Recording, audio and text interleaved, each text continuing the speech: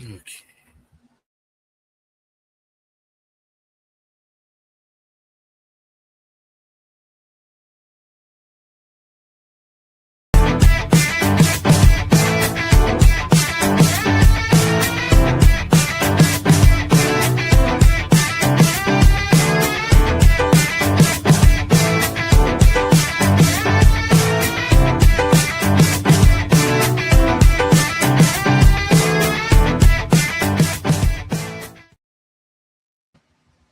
Good afternoon and welcome to the Unprofessional Professional Sports Show, podcast, whatever.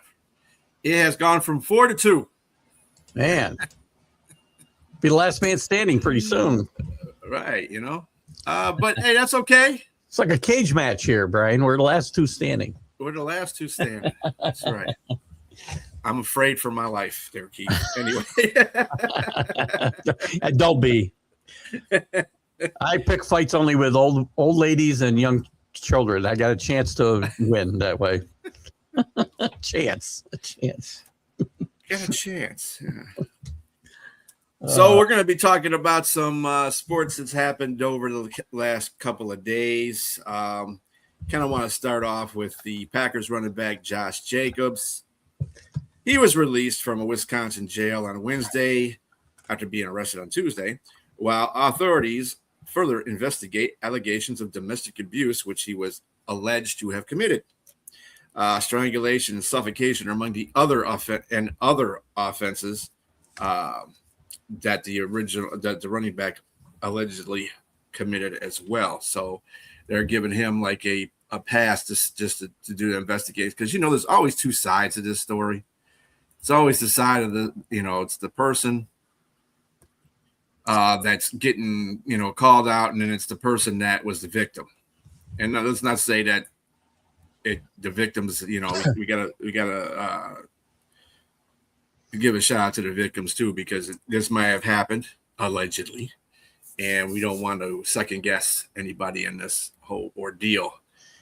But I don't know what's wrong with these NFL players, man. I don't know if they can't hold their. I don't know. I mean, it's a violent game, and you need to be somewhat of a violent person to play it. And I think sometimes, in the off season, when you don't have these things, seem to always happen during the off season. It's like you don't have an outlet for your violence, and somebody else's. If this happened, somebody else has got to take the brunt of it. So, and again, a lot of times we'll hear that, and I'm very focused on this. I've seen this in my life, and I've cut people out. To me, you lay your hands on a woman, I'm done with you. I don't give you a second chance. And people might say, well, she did something to provoke it. Well, I can tell you, I've been in situations where I've been provoked and I've never struck a woman. Yeah, you walk away. Exactly. You walk away. Remove yourself from whatever situation you're in. If he was provoked, again, we don't know all the details, and maybe we never will. But this is not, unusual, as you alluded to, in the National Football League. There's a lot of violence that takes place that's off the field. It's sad. And that kind of brings up a point too. And we'll see you next week there, Bo. We know you're working hard out there. Oh, Bo. Brother, so that brings up a point. You said something about that, the fact that, taking it off the field and using your aggression on other folks outside of the field kind of puts it in the same sentence as you're taking your aggression out on people that are not football players. And the reason why is because maybe most of the time you can't beat the football players that you're trying to take the abuse on. So you take it to a weaker individuals who can't defend themselves like that. And I don't want to, like I said, this is alleged, so I don't want to put Josh Jacobs out there like that, or anybody in that matter with these kind of charges. But I mean, it seems like football players are always the target. And I don't know if I don't understand if they don't want to seek any kind of counseling that comes toward that, because if you're portraying anger off the field toward people that can't defend against it, women, children, so forth, so on, or even regular fans, maybe there's a problem with you and you need to get that checked out. I think, and I don't know if the NFL has anything that they do or have a avenue where players can go if they feel that their emotions are overcoming and they might hurt somebody. Yeah, I would be very surprised if the NFL doesn't have a program for anger management, whatever we want to call it, right? I'm sure they have something, especially as they become more and more sensitive to domestic abuse and things like that. Just because, again, it should never be acceptable, right? But it's become less and less acceptable in society today. And that's one of the changes in society that I can certainly sign on for. Mm-hmm. And again, I hope, and yet part of it too is it's in the off season. These guys don't have the regimen a lot of times. During the season, their regimen, they got, they know that what they got to do every single day. And, their lives are basically planned for them. But when they have free time, that's when all these things seem to happen, whether it's aggressive driving. I mean, in a way, it's not hitting a woman, right? But it's still acting out. I would think trying to get your aggressions channeled somehow. I think that's a big part of it too. So, and again, a lot of times awful things happen from those episodes as well. So it's kind of sad, and it's too bad we have to see so many of these. And again, a lot of them are in, it's not just the NFL. I don't want to pick on the NFL, but it seems to be more prevalent in the NFL than anywhere else. Yeah. I don't know if it's maybe it's something that they're taking that's it could past be, people. Yes. Some of those things that you might be alluding to do have those side effects where it causes more aggression and uncontrollable aggression in some people. So again, and that's not to excuse him away either. Again, if this happened, I want to make sure, as you have, if it's true, I don't have any. I wouldn't let him play again. Quite frankly, I've said this about every player that this has come up with domestic abuse. I wouldn't let him back because I just don't. I don't give people, kids and women, no second chances. I'm sorry, no. This isn't rocket science. You don't need to be, the brightest bulb in the room to figure out you don't lay your hands on a woman. And that should be taught, from day one. Yeah, and I know that a lot of them grow up in that environment. A lot of people, not just football players, a lot of people come from abusive environments when they're growing up, and it does seem to follow through the different parts of the family. But you never know with Josh Jacobs. That could have happened in his family. These are things that are some that you can't see. And a lot of people will jump in this day and age. They'll jump on that person and say, "Well, you shouldn't have done this. You shouldn't have done that." But it comes from a stream of things that happened in the past. I'm not saying that it's right if he did do it. But at some point, you're responsible for your own actions, right? Exactly. Your environment is your environment. I get why you're disposed to do something like that or act out like that, but you still have a choice. And at the end of the day, you made a choice, and you can't blame your environment forever. Yeah. Get help, right? Get help. And Josh, I hope that you. I hope he didn't do it. And if he did do it, I hope he did, brother. And I hope that you, are exonerated from this. And if you did do it, there, sir, you got to pay the piper.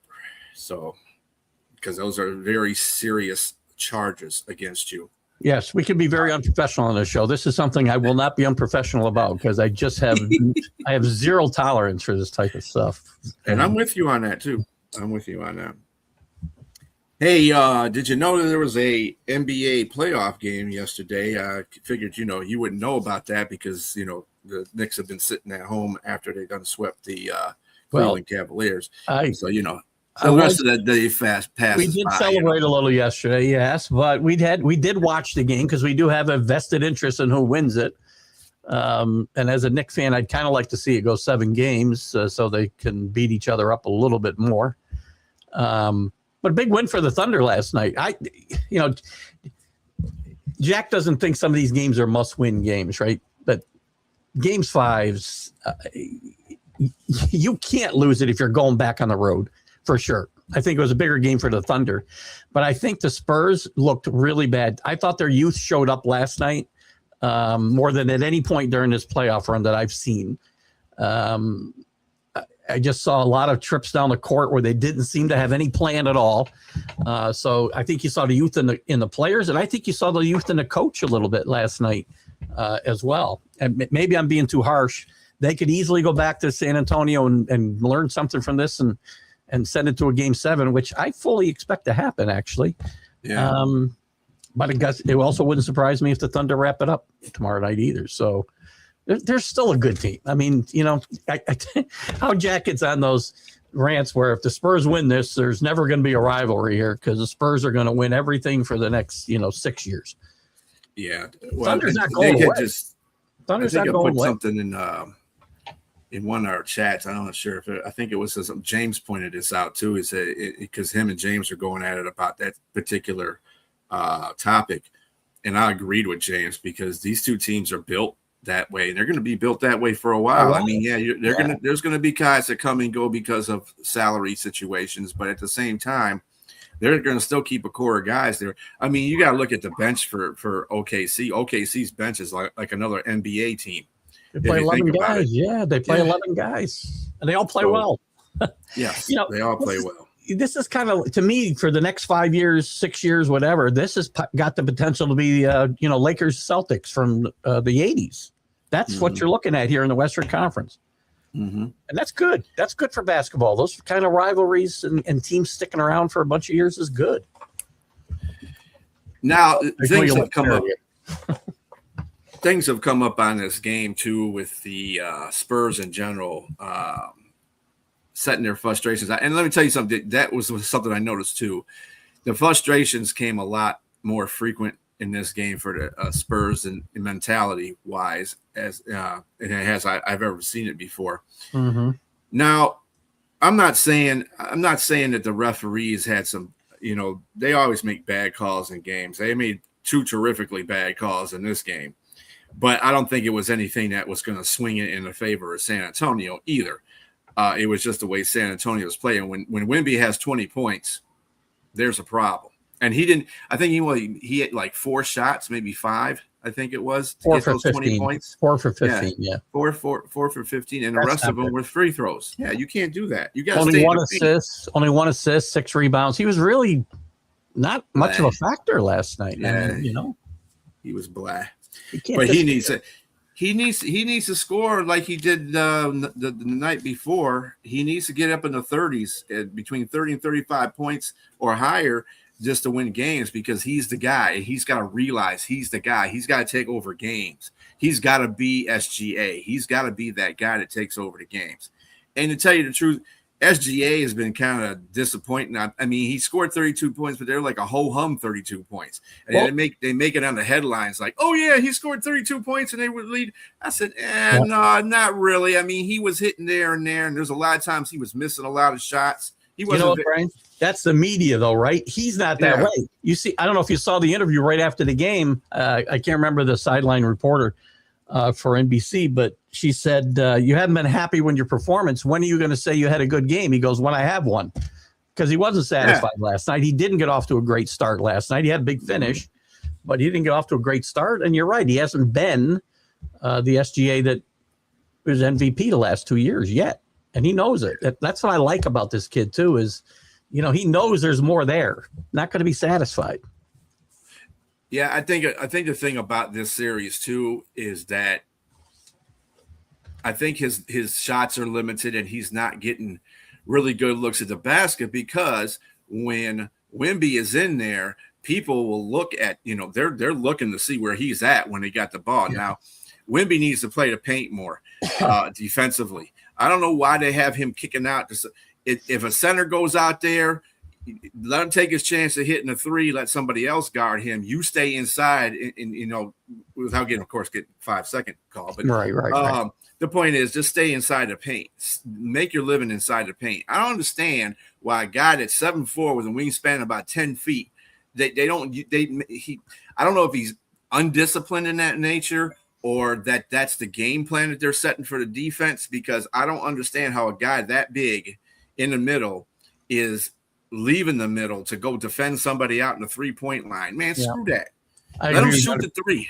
I agree with you 100%. I said that a couple of times before this series, that the key for SGA, probably anybody playing, it's a Knicks play San Antonio, the key will be to get him out from under the basket so you can open up that lane. And you're right. To me, it's inexcusable if that's the game plan. If it's just his inexperience, right, and immaturity, well, then that'll come and he'll fix that. Yeah. But if that's the game plan, that's, to me, unforgivable, because you're taking your biggest weapon out of your defense, really. Yeah. So I think that's another thing I noticed last night's game too, as far as defensively.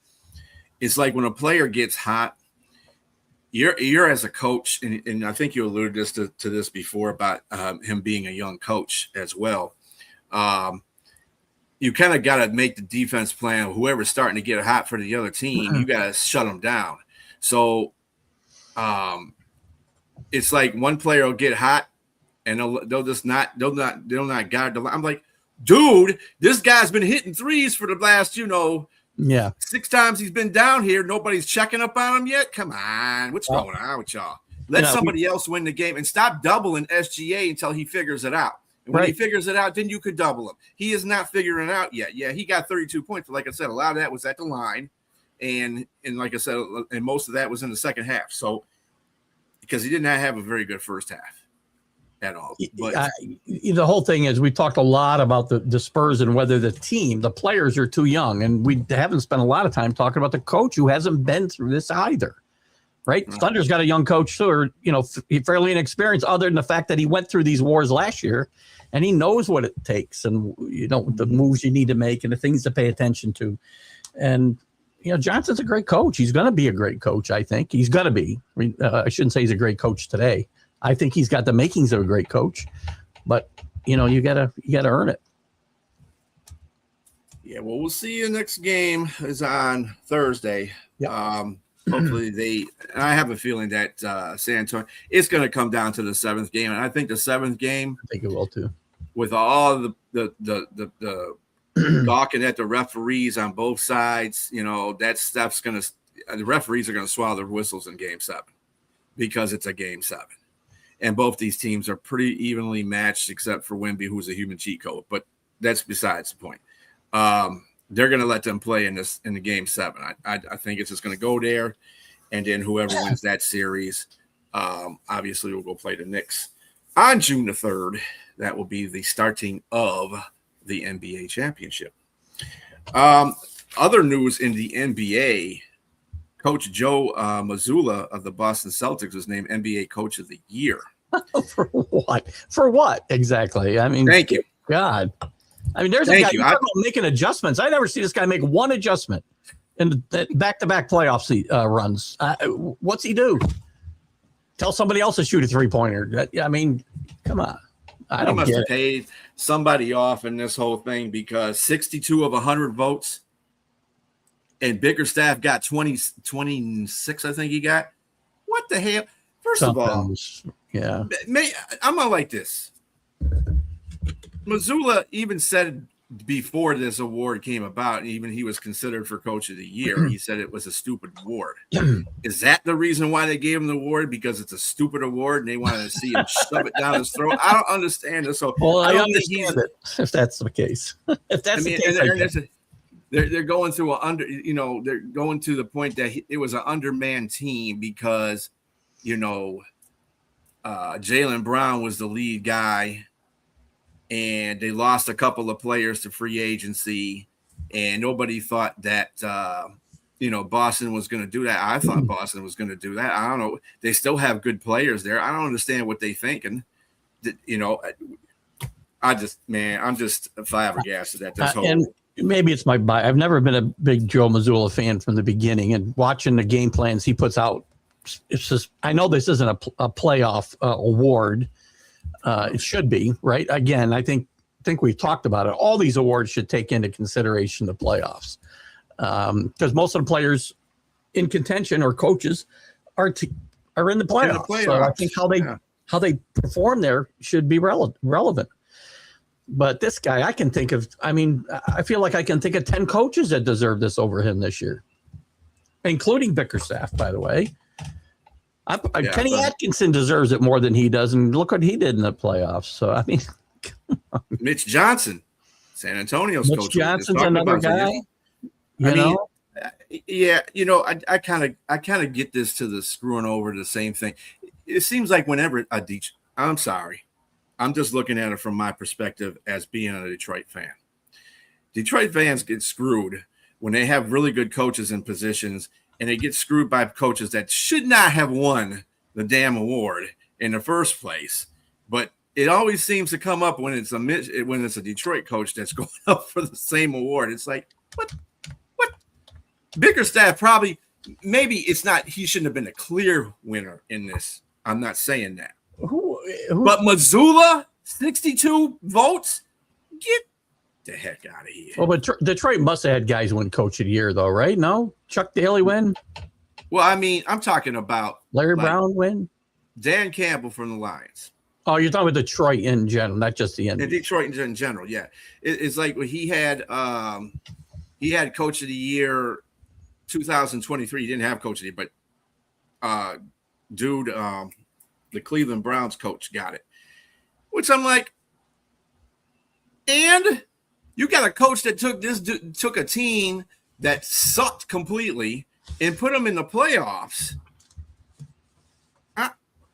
I'm not getting. It's just the same thing with Bickerstaff. Not his first year you're talking about, right? Is that his second? That was his second year. Yeah.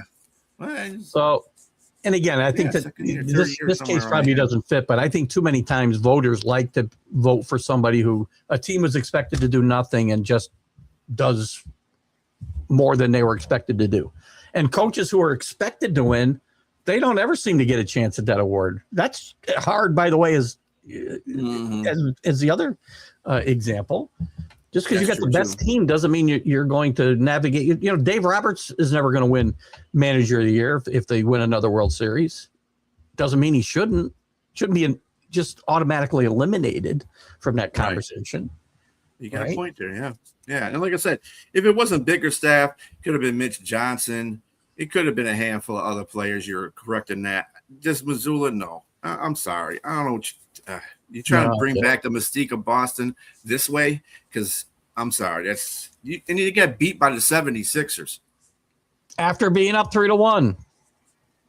I mean, and the 76ers, like, they used all their energy playing that. That's the reason why they get their butt kicked by the Knicks. But I don't understand. I'm not understanding the NBA sometimes. They're weird. They're weird. All right. So to some NHL, man, the Golden Knights swept the Colorado Avalanche. Shocking. I don't think nobody saw that coming. Shocking. Except for the Golden Knights, maybe, and their fans. Everybody I know that knows more about hockey than me, and that's a lot of people, because I'm a fair weather fan. I'm not ingrained with the games like some other people are. I know you're a bigger hockey guy than I am, and everybody told me, I don't know why we're playing the playoffs, basically, because it's going to be the Canes and the Avs. That would be this is all just preliminaries. Listen, John Tortorella is a very polarizing guy, but in the short term, I told Jack this the other morning, I can't think of another guy who is that type of guy, very polarizing, has great success out of the gate, and then, wears out his welcome really quickly as well. Billy Martin's a guy that I think of when I think of John Tortorella. Mm-hmm. He comes in here with 8 games left in the regular season. Maybe that's what they should do. Just bring this guy in with 8 or 10 games left and let him work his magic. He hasn't won anything yet, but nobody expects him to get to the finals. So kudos to him. He's got very unorthodox ways of motivating players and pissing off the media and the league. So look, he's a guy who marches to his own drummer, right? And I like John Tortorella when he's here with the Rangers, and I know a lot of people don't like him. I always liked him, and kudos to him. I never thought he was a bad coach at all. I kind of liked him too. So I don't know why people had this bad thing about him. He's just he's a gritty coach. He don't take no mess, and that's tells what coaches are supposed to do. He tells it like it is. Yeah, you suck. And he'll say that. and that's probably the reason why he's moved around a few times. Yeah, that's why he's been with the whole league. Right. We suck. All right, you're fired. You're the reason why we suck. Players are, but okay. Well, the next question I got for you, and I know again it's limited hockey things here. The Golden Knights are becoming. Are they becoming the NHL villains? I mean, look at this. They've made the playoffs 8 years of their 9-year existence, if I can spit it out. They have a Stanley Cup final in their first year, and they won the Stanley Cup in their 6th year. They've been in the conference finals 5 times out of their existence. That's over half. Mm-hmm. They're like people are comparing them to the Yankees. People are comparing them to 9 years isn't like 125. Well, I mean, you got to look at it though. This is a team that came, and then we got to also kind of spike it a little bit because they did get the advantage of getting players in an expansion, and they got good players during the expansion. It wasn't like they got crappy players. And I don't know why the NHL did that, but doesn't the NHL have a bit of a history? And I got to go back a ways, and my memory could be faulty. Doesn't the NHL have a history of doing this? When the St. Louis Blues came in the late 60s, didn't they go to the Stanley Cup finals like their first 3 seasons? I don't know if they won. Yeah. I don't think they won. I think they're the only league, obviously the only league that does that. And they take players. You have to take a player off your current roster. Yeah. And give it to the expansion team, which is crap. So have they done that every expansion? Yes, for every expansion team. Yep. Now it doesn't work all the time, but they just caught the NHL at the right time for expansion, and there was very good players on these teams that couldn't be protected by the teams they had to give them up, and they went to Vegas, and they had a good coach there. And in their first year, and that's how they went to the Stanley Cup finals the first year.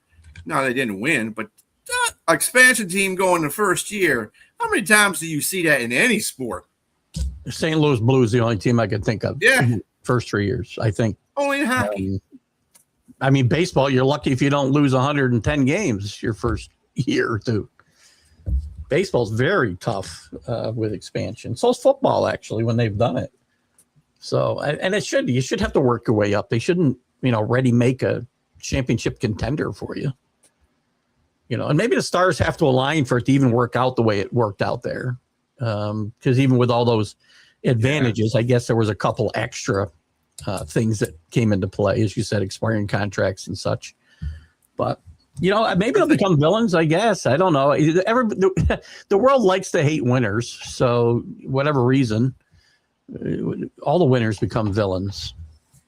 Yeah, no, it's not. I remember that when the Red Wings were winning like that, and Red Wings suck, and say, they only won 25 in the playoff, been in the playoff year 25 years in a row. But whatever. Anyway, it doesn't matter the sport, Brian. We like an underdog, and we want to build people up. And as soon as they get to the top, we want to find a way to tear them down. There's a lot of examples of that in nearly every sport you can. See that's what I'm talking about right there. And Robbie brings up the point that they had Marc-Andre Fleury in his first, 2-time Stanley Cup champ. He was with the Penguins. That's how he knows them, obviously. Yeah. So I mean, you got an expansion draft that gives you players like that.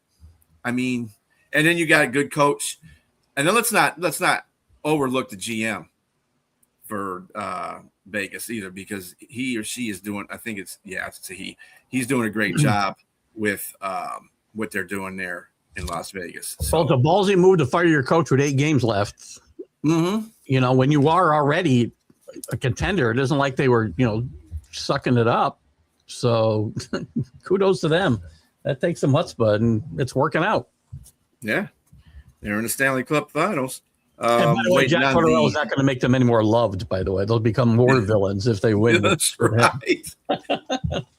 Next, they're going to be meeting up with the winner of the Hurricanes Canadian series, which has been a very good series so far. The Hurricanes have a 2-1 lead in that, but all these games, except for the first one, have been hard fought. So I mean, Canadians are like, hey, we're Canadians. We're the last Canadian team. Let's go for it. You know, I've been chided by our good friend Danny Fuller for saying this, but hockey's better when Montreal's relevant. That's all he said, by the way. I'm not saying I'm rooting for Montreal. This isn't an international competition, right? This is the NHL playoffs. It's not. If it's the Olympics, and yet certainly I wouldn't want the Canadian team to beat a team for the U.S. team. But this is not an international competition. It's just a league championship. Professional sports. And every league has certain franchises that the league is better off when they're relevant, right? I'm sorry. The Cowboys, the NFL is better when the Cowboys are relevant. They just are. It just is. It's good for the league. And it's that way with the Canadians and other teams, not just them. Any of the original six, right? The league is better off when those teams are good. And unfortunately, too many of them have been terrible lately. Right? Yeah. The Red Wings and Blackhawks have been awful forever. Boston's crapping it out, and Toronto, Rangers, they get to the Danton playoffs and they can't seem to win anything.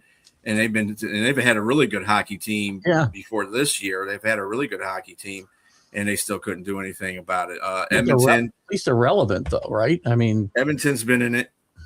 Edmonton's been in it a few times, but haven't won it either. You know, and I'm kind of the kind of hockey fan I am is if the Rangers stink and they're original six team, obviously, but if they are terrible, then I'm going to pull for somebody who is an original six unless there's some other reason I shouldn't. And the Canadians are only one of those teams in there. So I'm with you on that one too. So now I'm rooting for him. Now I'm going to change my mind. I am rooting for him to win. Although part of me wants John Tortorella to win too, because it'll be so freaking crazy, man. And, you know, I want to see his course. Don't say that too loud because Sonia won't like that because Carolina's her team. Yeah. Anyway, I know. I'm not going to listen. It's not a big deal if they don't win. But. Yeah. All right. So let's see here. Major League Baseball. Brewers manager Pat Murphy wasn't at all happy with Abner Urbe after his lewd celebration after a 6-0 win over St. Louis, making a crotch chop gesture toward the Cardinals dugout. That's funny, but this is where you bring sports into this day of this day of generation. That's what it is. I thought I was watching Pete Weber on the Pro Bowlers tour years ago, for crying out loud. The crotch chop. I mean, good God. I mean, there's nobody can just take the win and, take a strikeout, go sit down, hit a home run, run around the bases and go sit down. Everybody's got to have, their signature move. Now, extra stuff to it. Now, maybe he's not going to do it again because Pat Murphy probably had a conversation with him, I'm sure. And he said, we aren't going to see that anymore, son. Right. But, I mean, I want guys to be able to show their personalities. I get it. But, I've already come to understand the bat flip is a cultural thing. I'm trying to get along here, right? But crotch chops is where I might have to draw the line. I'm sorry. I mean, what is the problem with just pumping your fists and yelling, when you do something good instead of sitting up there doing crotch chops, flips, whatever kind of bad stuff that they do in this generation of baseball. It's like, I got to be known. I got to be this. It's for, and you know what, to tell you the truth, this is the reason why this stuff happens, because guess what? They don't hit. You know where that went? It's on social media all over the place. The other thing is this, Brian, if pitchers still hit, you'd see less of that from pitchers because he's going to get one in his ear hole next time. Right. And he's going to wonder why. He'll be going to the mound with a bat, wondering why the guy threw at his head. The good old days of baseball. Take care of business on the field. If these guys hit, we would have less of this stuff. Yeah. And again, like I said, it's just a generation that got too much social media out there. Everybody wants to, get on TikTok or be, I want to have so many followers or so many views. And the bad thing about it is it's not the players, just the players. It's the agents of these players. And they're telling them to do that kind of stuff. Don't get it twisted. These agents are out there trying to make these guys, golden tickets on these social media platforms. Yeah. So I used to call it the Sports Center mentality when things like this would happen, right? But it's not even Sports Center anymore. You're right. It's TikTok. Now it's the TikTok generation, I guess. So it's like Major Leagues, the movie. That ball would have been out of many parks. One to your favorite topics that we need to talk about too. I mentioned this a little bit before we got on. The NCAA is getting Senators Cruz and Cantwell are aiming to fix the college sports logjam with a bipartisan bill. This bill would regulate payments to players limited to one free transfer over their college career and create a rule to restrict coach movement during the season, which, by the way, the coach movement is called what? He just moved to LSU from Ole Miss. Oh, that's the Lane Kiffin rule. Yeah, that's what they're calling it, the Lane Kiffin rule. Anyway. Brilliant. I think this is, I mean, by the way, have the politician governments. Go ahead. Good. I got it. Trying to regulate college basketball because they're too freaking stupid to do it on their own. They can't regulate themselves, number one. And by the way, did these two guys know that all of this stuff that they want to put in this bill was all talked about at the meeting that the president had with all these big honchos from the NCAA, presidents, coaches, ADs, and they talked about all of that stuff. And actually, a suggestion was put out by the White House, actually, what should happen. And Charlie Baker, for the NCAA president, to his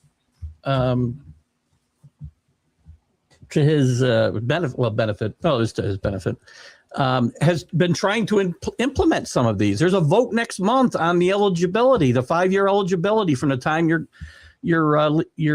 high school class graduates or you turn 19, whichever comes first. 5 years, that's it. Don't talk to us anymore. There's no red shirting. There's no anything. You get one transfer. And part of that was supposed to be, and they're not voting on this next month. They were going to, but somehow that got taken out. The one transfer was in there, one transfer without penalty. And they did talk about limiting NIL and whatnot. So all this has been kicked around. These two guys now are trying to put a bill out like they just came up with the idea here, in the middle of the night over some scotches or whatever they drink. But I don't like the idea of Washington and Capitol being involved in any of this. And the NCAA has been waiting for Congress to do something for 6 years. And look at Jesus Christ. They can't make money with the post office when it was a freaking monopoly. That's a long time ago. But see, why do you want the government running anything? I don't want them involved in sports. Yeah, I'm not understanding. I mean, those are all good ideas, by the way, but still, the NCAA's got to police it. Who's going to police it? The NCAA doesn't police anything. Well, I don't want the Senate or the House to be policing it either. No, absolutely not. Absolutely not. So listen, they're all good ideas. Government figures policing it because they got other things to do. They got other things to F up. So what are they going to do? You know what I'm saying?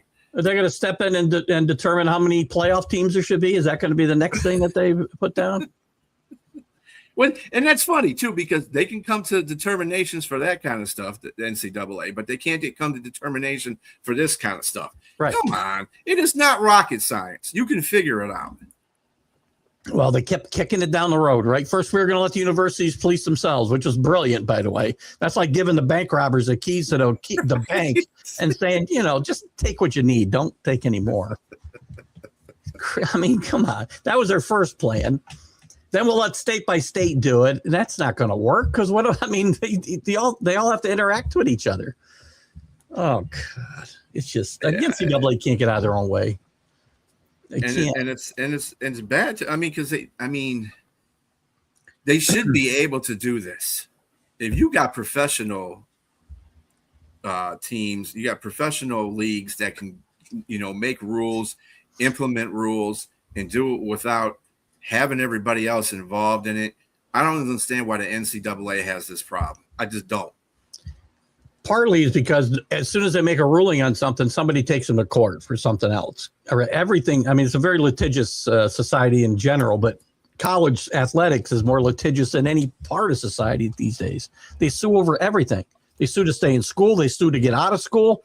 They sue to be able to move to a new school. They sue if our school leaves at one conference and goes to another. We sue for everything. So I think they're afraid. They're afraid to act on their own, or they're going to spend years in court.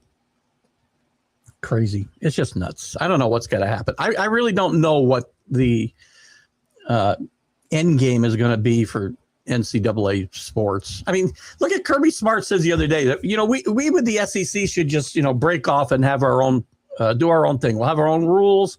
We'll have our own playoff. Well, that's a national championship is those 16 teams. That's it. So nobody's going to buy that.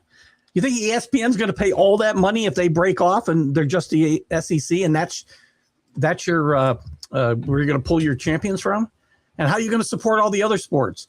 The AD from a Big 12 school. I want to say it was Kansas State.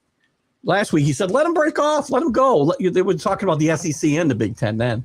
Let them go. How are they going to support their other sports?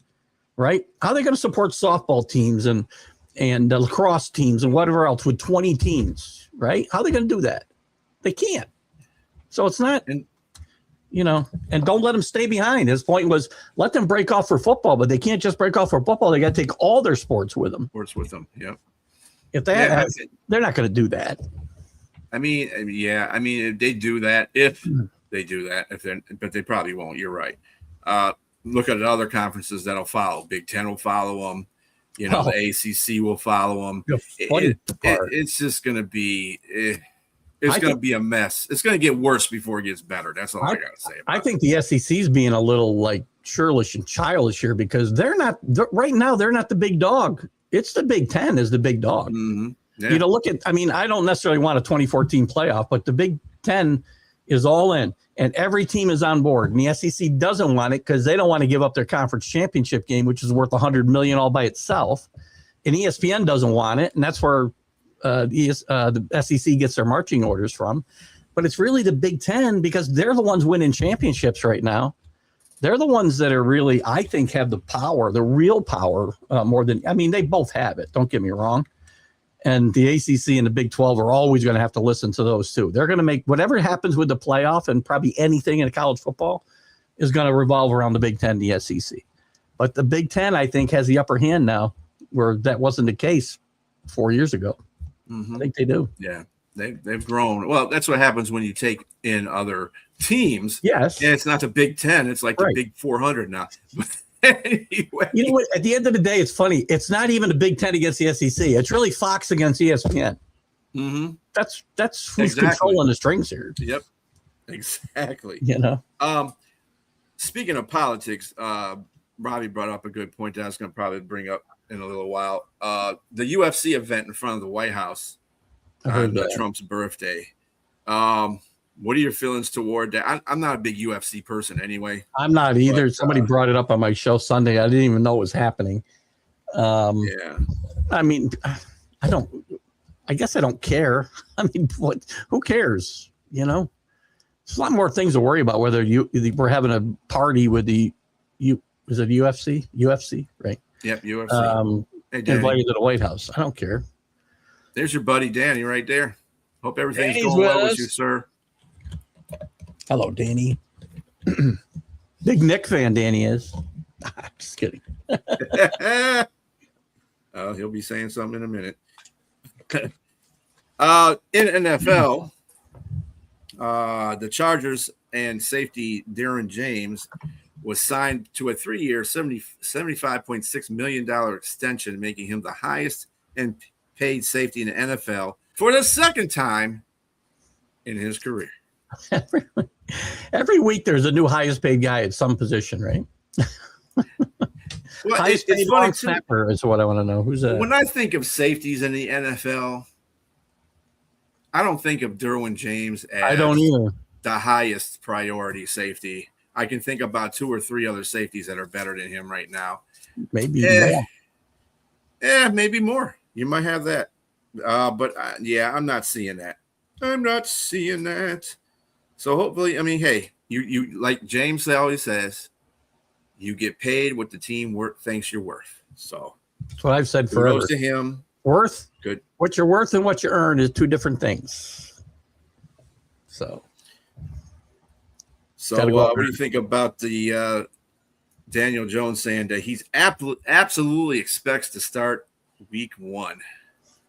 I absolutely expect him to start week 1. I would think too, if he's healthy. Again, Achilles injuries aren't always that easy to come back from, but I would expect him to be the starter. Who's there? Richardson. Who'd they bring in? They brought somebody in. Richardson. I don't know who's on their roster right now. Somebody in. Because there's they're at the 90 player point right now. They brought somebody in at quarterback. Hold on. Well, Riley Leonard's there. No, I guess they didn't, because they got Richardson second and Riley Leonard third. I mean, who are they going to play? There's no competition there. Yeah, I mean, Riley Leonard's not he's not a bad guy. He did play pretty well when he played. I mean, he played good for a youngster. He was a rookie. Riley Leonard I liked a lot in college, and I thought if he stayed healthy that, he could be a project in the NFL, and if nothing else, he'd be a good backup for a long time in this league, barring injury again. But I don't think he's going to start over Daniel Jones. If Daniel Jones is what we saw last year, and that's an if, again, injury and regression are possible. But listen, I've liked Daniel Jones' potential forever. I think Daniel Jones' the whole narrative about Daniel Jones would have been different if he got picked in the second round by the Giants and not 6 overall. That set up the narrative for his whole career. And even when he showed some positive signs in New York, they were still down on him because he didn't play like guys who get picked behind him. I mean, Mahomes went in that draft. Wasn't Mahomes in that draft? The same draft, wasn't it? Yeah. So it's not a fair comparison. And if he'd been picked in the second round, the narrative of his career would be totally different. Yeah. It's also what the team does with your quarterback, too. I keep saying that a lot of times. It's like Chicago fans are always lamenting, we should have got Patrick Mahomes. I said he wouldn't have done. He'd been a 4,000 yard. He wouldn't even be a 4,000 yard pass with y'all because you guys don't know how to do quarterbacks. Well, the system. That's just a lot. Something that that's historical. You can't get away from that. They've never had more than a 4,000 yard. Well, they got. Well, now they do this year, but at the same time, I'm like, dude, it took you all this time in your whole history to get one player to get 4,000 yards in the season. Yeah, but you got to look. I mean, they haven't had that many good quarterbacks. I mean, when Jim McMahon's the best quarterback you had in all those years, Jim Harbaugh, these aren't guys that are known for being prolific passers. Bobby Douglas, I think he ran for more yards than he threw. Cutler, who else? Eric Kramer. I'm going back a ways. Eric Kramer's probably been their best quarterback, to tell you the truth. And he was a Lions reject. Yeah. Well, not reject, but he went to Chicago after the Lions. So some NFL questions for you there, Keith, just so we can run up out of here. Get you to your show. What can we expect from Aaron Rodgers' final season? What's your opinion on that? I hope lots of comedy, hopefully. I mean, I really think him and Mike McCarthy are not going to see eye to eye. They'll all be, laughing and slapping each other's back in training camp. But I still think when push comes to shove and in the regular season and things aren't going perfect, that McCarthy and Rodgers are going to be not on the same page. And I think it's going to be fun for shows like this. But for Steelers fans, maybe not. I don't like the prospects of the Steelers this year. I really don't. I don't know why. I'm not crazy about the wide receiver core. I know they brought in who'd they bring in? Michael Pittman. Michael Pittman, who I like, but he's had some injury issues. We know that I'm having trouble with names today. Maybe I got to get my cognitive test redone. I don't know. DK Metcalf. Again, he's going to get hurt. They're all going to get hurt at some point. And I'm not crazy about their running game either. So I think this could be the Steelers could go under 500 and wish Mike Tomlin were standing on the sideline. Wow. I mean, I think Rodgers is going to be palatable.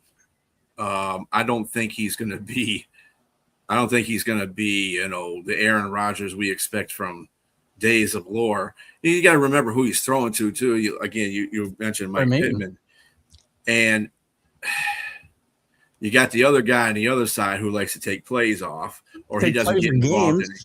Yeah, games off. Yeah, and that's. I mean, they did okay last year. They managed to win a division, and that's with a bad, the problems that Cincinnati had with the quarterback. He wasn't in there that whole time. I don't know what happened to Baltimore. They just fell apart. And he's a hater. Nobody's hating. We're just telling the facts. I'm just looking at it. It'll be fun if it does. If that time bomb blows up like Danny posted, it's going to be fun for us. Maybe not for you fans, but we'll have some fun with it. Look, I could see them competing up there. I don't know. Cincinnati, everybody wants to talk about Cincinnati and that they might be the Super Bowl team this year. If they score 60 points a game, they got a shot, I guess. But the AFC North is not the AFC North we knew like 3 or 4 years ago. It's not the same. I think, in all honesty, I could see probably any one of those teams, except maybe Cleveland. I don't know. Cleveland's going to be better, I think. But I could see any one of those other teams winning a division, and I could see any one of them finishing last. We saw in Baltimore last year the bottom can fall out when your quarterback gets hurt and people aren't on the same page. Things don't go well. And I got a feeling that, I just feel like it's going to be a circus there. Maybe it's hopeful, wishful thinking. I don't know. Well, I mean, Rodgers is making his, his goodbye tour this year because he will be retiring. So I don't know how much that's going to give motivation to the team itself. He's there 1 year. Or him. He's retiring after 20 years with the organization, right? He's been there 2 years. I mean, 1 year, now second year. I don't think that motivates the team. I don't think. Well, as everybody knows, I'm a big Rodgers hater anyway, so I hope he trips and falls on his face, to tell you the truth. But anyway, that's besides the point. If we're doing factual football, I think he'll be, like I said, palatable enough to take them. I think they could be a 9-8, 10-7 team. I don't know if they're going to win a division, but they sure, because Cincinnati and Baltimore will be better this year. That's just automatic, I think, for those two teams. Cleveland's still going to be a crap team, but I just can't. And without Tomlin there, 9-8's not even 9-8's not a vision anymore. No, it's not. No. It's not. No. It's not automatic anymore. So, listen, I don't hate on Rodgers either. I really had a lot of respect for Rodgers before he jumped on the crazy train. Then, all bets are off. Crazy train. Yeah, the mushroom train. That is the mushroom train, right? Yeah. Hey, those look good. Let me follow that. Yeah. Question: which team got shafted by the schedule? By the NFL schedule. And I don't like talking about this too much in like strength of schedule either, because teams change. It does change a lot, right? I mean, again, I heard a lot about the Patriots schedule last year. Obviously, before the season, it looked better than what it turned out to be. And it could go the other way too. You're going to see teams that have really tough schedules, like the Patriots. They got the North. I mean, but it isn't like, I don't think the NFL stacks anybody's schedule to do them a disservice. I mean, there's a rotating formula, right, for when you're going to play every other division, the whole division, and they come up with the North this year, which is tough. But Danny's a Redskins fan. Yeah, 5 wins. I don't know. I mean, again, I don't know the exact formula and who's supposed to play who, depending on where they finish, because I don't really pay attention. Whatever teams come up on a schedule, that's who you got to play. So other than that, it's really irrelevant to me, and it should be to everybody in my mind. Because Right. by the way, there's going to be 5 teams that we think are going to be good and they're going to stink, and there's going to be 5 teams we think are going to stink that are going to be a lot better than we think. So that's going to throw the whole thing into. It's just like a discussion that we were having on One Ass Cheek Three Toes show about the Detroit Lions schedule, talking about how many games they should win. Well, if you base it on that last year, yeah, they could have a good winning percentage, but at the same time, all these teams are different. They've lost a third of their roster and regained a third of their roster with different players. It's been a change around. You can't. Right. The NFC South, who is usually the weaker of the conferences, they got better this year. Yeah. Nobody wants to say that, but they got better this year. I So agree. they're probably not going to be the conference that they were last year or the year before that. They'll probably have an 10, 11, 12 win team in that conference. You never know. It depends who flourishes with the players that have made adjustments to the team. So, I can't. And perception is in the moment thing, right? My perception of, say, the Patriots schedule today, or my expectations for my team, or your expectations for your team, change depending on what happens over the course of time, right? So your perception of the schedule or what you expect your team to do based on that schedule in May is going to be a whole lot different than it is in September, and a whole lot different than it is in December. And the Giants, they do suck, by the way. That isn't Nick. It's actually red. It comes out orange on the screen. I don't know why, but it's red. For the Redskins. I wore this for the Redskins. It just came out orange. They're not really red anyway. Dave, and one last. I picked the Giants to actually play the Dodgers in the NLCS this year. That's why he's correcting me. Yeah, that's what he is. Yeah, you did do that. Last question, real quick. Which teams are you certain will regress? Besides the already teams that already regressed. Regressed. Wait a minute. I can't pick teams that have already regressed. Right. Yeah, so Miami's not a one. So you can't pick Miami. Jacksonville is a contender for that for me. I don't think they're winning 13 games. If we're just basing on wins, the Patriots are likely to regress as far as wins and losses. I think they'll be a better team, though. As far as regressing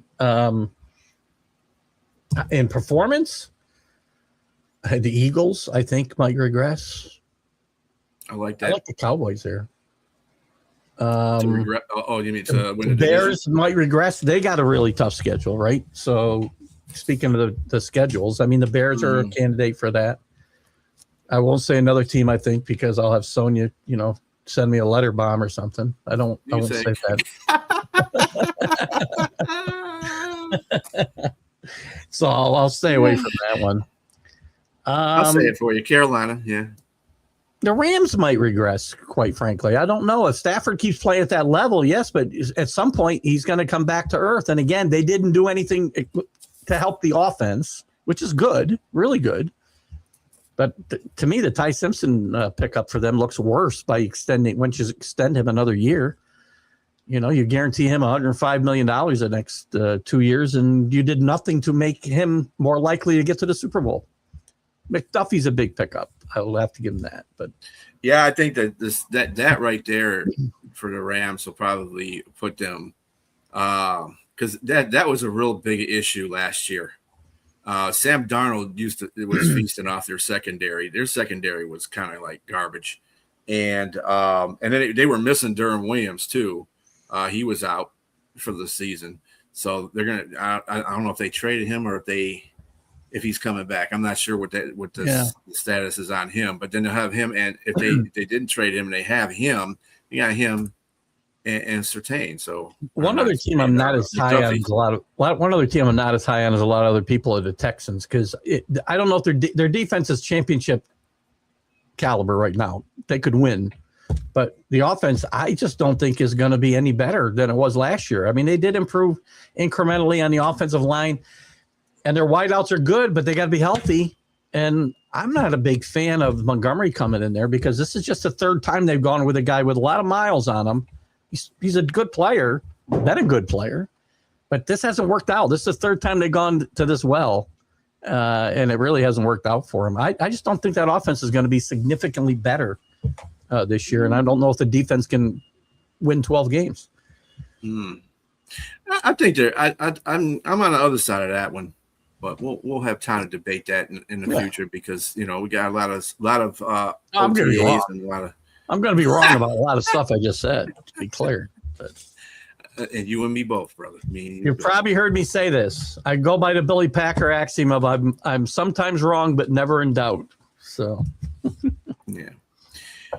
And on that note, we will bid you adieu. We'll see you next Wednesday at 6 p.m. Eastern Standard Time. Catch Keith next on the college hoopla. He's going to go through. So, gotta wing it. Stay tuned. See you guys. Everybody have a great day. See you, Brian.